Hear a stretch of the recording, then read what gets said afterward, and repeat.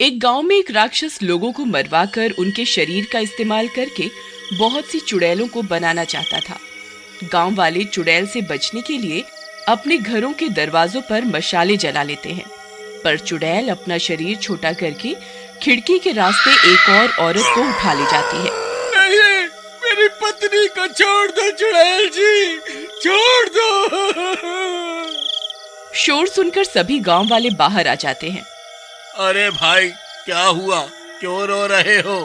अरे भाई, क्या बताऊं, अभी चुड़ैल आई थी और मेरी पत्नी को उठा कर ले गई। मैंने अपनी आंखों से देखा है। पर ऐसा कैसे हो सकता है? हम सब ने तो घर के बाहर मशाले जला रखी है ना? नहीं, वो शरीर छोटा करके आई थी।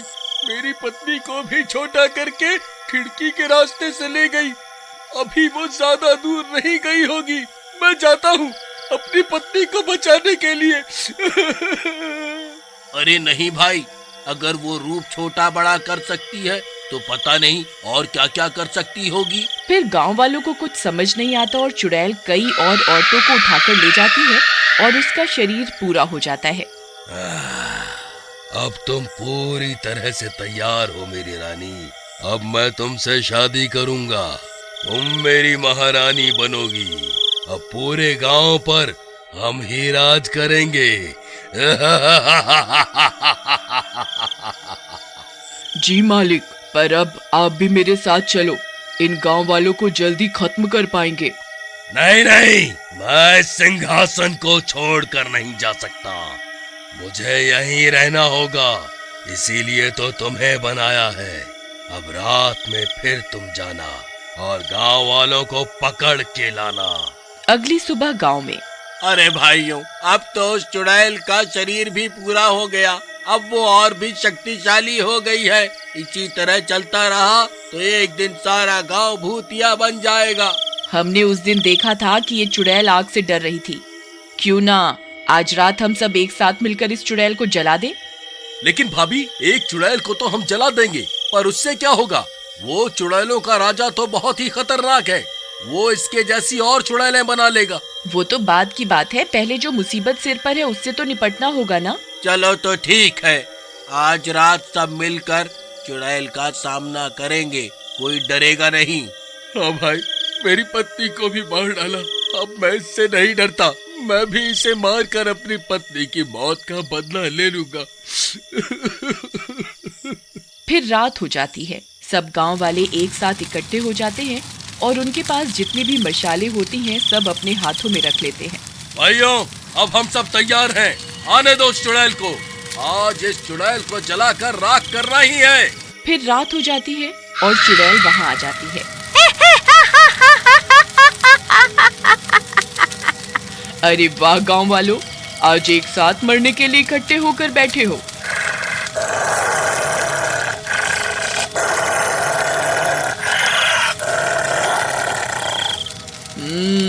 तुम्हारी हिम्मत की तो दाद देनी होगी। हम तुझसे नहीं डरते वरते, वैसे भी तू हमें मार देगी। अगर हमने आज हिम्मत दिखाई तो क्या पता हम आज तुझे ही खत्म कर दें और बच जाएं।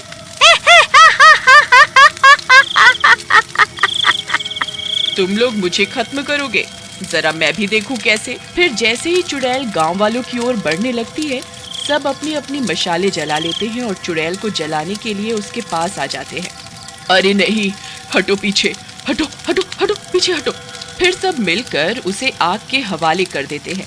अरे मर गई रे, मुझे अपने राजा जी के पास जाना होगा, नहीं तो मैं पूरी ही जल जाऊंगी। हाय रे मूर्ख गांव वालों, ये क्या किया? भागो रे, राजा जी मुझे बचाओ। फिर सब लोग भी चुड़ैल के पीछे जाते हैं। अरे अब भागती कहाँ है? डर गई क्या? चलो भाइयों, आज इसे नहीं छोड़ेंगे। उस राक्षस को भी ऐसे ही जलाकर राख कर देंगे। फिर सब गांव वाले चुड़ैल का पीछा करते हुए उसी जगह पहुंच जाते हैं जहां वो राक्षस घने जंगल में बरगद के पेड़ के नीचे बैठा होता है। अरे राजा जी मुझे बचा लो, इन मूर्खों ने मेरे शरीर में आग लगा दी है, मैं जल रही हूँ। फिर वो चुड़ैल जल कर राख हो जाती है, लेकिन कुछ ही पलों में फिर से जिंदा हो जाती है।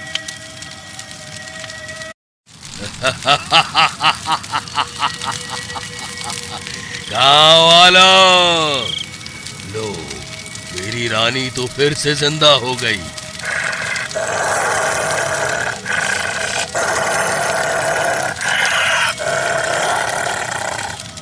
तुम तो बड़े हिम्मत वाले निकले जो खुद ही मेरे इलाके में मरने को चले आए। तुम्हें क्या लगता है तुम इस आग से चलाकर हमें मार दोगे? हमें मारना इतना आसान नहीं। अभी देखना, तमाशा तो अभी शुरू हुआ। तुम मेरी शक्तियों को नहीं जानते। तुम्हारे गांव में तो यह अभी शुरू हुआ है। तुमसे पहले मैं कई गांवों को अपना शिकार बना चुका हूँ। वो देखो मेरे इतने सालों की मेहनत का फल। आओ मेरी प्यारी चुड़ैलों, बाहर आओ। फिर वो सिंहासन के पास खड़ा होकर और चुड़ैलों को बुलाने लगता है और ऐसा बोलते ही उसके सिंहासन से और चुड़ैलें निकल आती हैं। स्वामी की जय हो। यहाँ तो बहुत लोग हैं। आपने हमें बहुत दिनों के बाद याद किया। हम सब बहुत भूखी हैं। चिंता मत करो मेरी चुड़ैलों। ये देखो, इतने सारे लोग यहाँ हमारा भोजन बनने के लिए तो आए हैं और तुम सबको इसी दिन के लिए ही तो छुपा कर रखा था। अरे वाह राजा जी, आपने तो हमारी सेना भी तैयार कर रखी थी। हाँ प्रियतम, ये सब हमारी दासियां हैं। इन गांव वालों को लगा कि मैं अकेला हूँ और ये हमें आसानी से मार देंगे। आओ गांव वालों, उड़ गए ना तुम्हारे तोते। अरे ये क्या? हाय अम्मा, ये तो फिर से जिंदा हो गई। और ये इतनी सारी चुड़ैलें कहाँ से आ गईं? हे भगवान, ये क्या? अब हम क्या करें? लगता है जी कि इस राक्षस को ही जलाना होगा, तो ये सब चुड़ैलें भी खुद ही मर जाएंगी। फिर गांव वाले मिलकर राक्षस के पास जाते हैं और उसे ही आग लगा देते हैं। वो जल जाता है। चलो, इस राक्षस से तो छुटकारा मिला। जल गया ये तो है? फिर वो राक्षस पीछे से गणपत के कंधे पर हाथ रखता है और कहता है, अरे ओ गणपत, जरा पीछे मुड़ के तो देख, तेरे पीछे कौन खड़ा है। फिर वो जैसे ही पीछे मुड़ता है, वो राक्षस उसके पीछे से फिर से जिंदा खड़ा होता है। अरे नहीं, मर गए। अरे राक्षस जी, आप जिंदा कैसे हो गए? अरे निर्मला, आखिरी बार मुझे देख लो। जब देखो टोका टाकी करती थी ना। लो, अब मैं तो चला। ये आग वाली तरकीब तो फेल हो गई। ये तो बार बार जिंदा होते ही जा रहे हैं। हाय रे। ये सब देखकर सभी गांव वाले वहां से भागने लगते हैं। अरे नहीं, भागो रे भागो, अपनी अपनी जान बचाओ। इतने सारे भूतों का सामना हम नहीं कर पाएंगे। भागो। नहीं, मेरे पति को छोड़ दो। हे बजरंगी, अब आप ही कुछ उपाय सुझाइए। इन्हें मारने का कोई तो तरीका जरूर होगा। फिर निर्मला ऐसे बोलते बोलते डर कर भागती हुई उसके सिंहासन तक पहुंच जाती है। ऐ मूर्ख औरत, हट जा।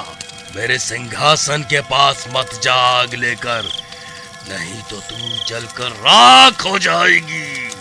निर्मला उसके सिंहासन की तरफ देखती है और सोचती है कि ये राक्षस मेरे सिंहासन के पास जाने पर डर क्यों रहा है। कहीं इसमें ही तो इसकी जान नहीं। और समझ जाती है कि उसे अब क्या करना है। वो जल्दी से अपनी मशाल से उस बरगद के पेड़ की जड़ों में आग लगा देती है और उसके सिंहासन को भी, और बोलती जाती है, भूत पिशाच निकट नहीं आवे, महावीर जब नाम सुनावे। भूत पिशाच निकट नहीं आवे, महावीर जब नाम सुनावे। तभी पेड़ और सिंहासन दोनों जलने लगते हैं और उनके साथ ही राक्षस और चुड़ैल भी जलने लगते हैं। अरे नहीं, अरे बेवकूफ औरत, ये क्या किया तूने? अब तो मैं नहीं बचूंगा। मेरा सिंहासन क्यों जला दिया? अरे मर गया रे, मर गया रे। अरे नहीं राजा जी, हमारी तो शादी भी आधी रह गई। अरे मर गई रे। और इसी तरह सिंहासन और पेड़ के साथ सभी चुड़ैलें भी जलने लगती हैं और गांव वालों को बजरंग बली की कृपा से उनसे छुटकारा मिल जाता है। और हमेशा की तरह अंत में बुराई पर अच्छाई की जीत होती है। अगर आपको इस कहानी के तीनों पार्ट अच्छे लगे हो तो कमेंट करके जरूर